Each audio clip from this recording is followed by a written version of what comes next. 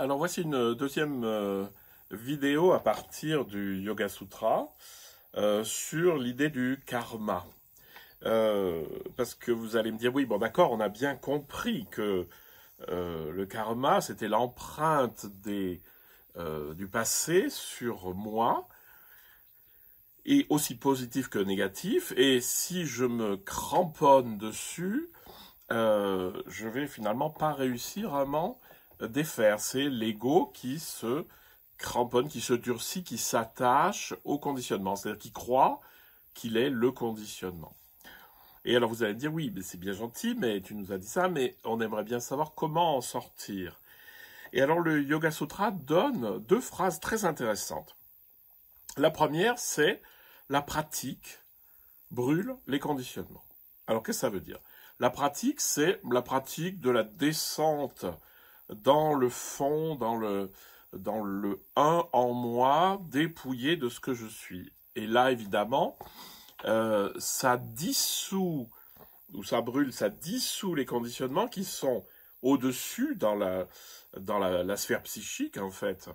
Parce que une fois que je suis au fond, je les nourris plus, donc ça se dissout, et puis ça a beaucoup moins de force, parce que le problème, c'est la force qu'on attribue à nos conditionnements en croyant que c'est quelque chose en or massif, ou enfin solide.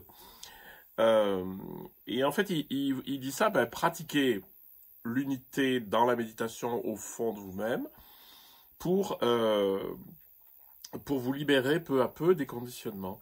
Il donne une autre phrase qui est pas mal. Il dit « remplacer les mauvais conditionnements par les conditionnements positifs de la pratique ». Donc de quelque chose qu'on peut appeler la méditation, ou plutôt l'état méditatif qui se manifeste dans toute la vie. Donc là, ça veut dire quoi? Ça veut dire d'acquérir des empreintes positives qui vont venir gommer les empreintes négatives. Donc, les conditionnements, c'est pas à coup de volonté de l'ego qui va dire « je veux me délivrer de mes conditionnements », parce que c'est tout à fait contre-productif.